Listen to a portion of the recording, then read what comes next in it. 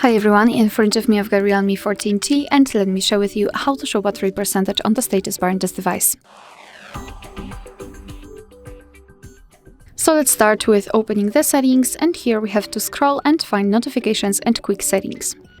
Then let's tap on the status bar here. And as you can see here, we've got two different options which are connected with the battery. First of all, the style and the percentage.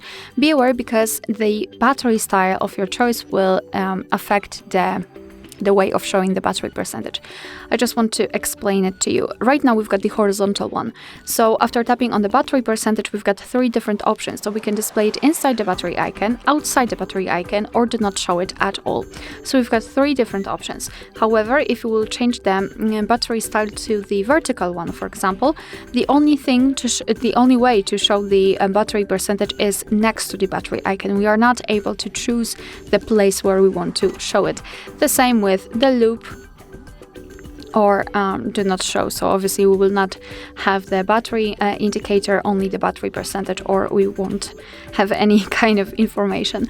So of course it's up to you which style you prefer. However, be aware that the style affects the percentage. Alright, so that'll be all. Thank you so much for watching. Please hit the subscribe button and leave the thumbs up.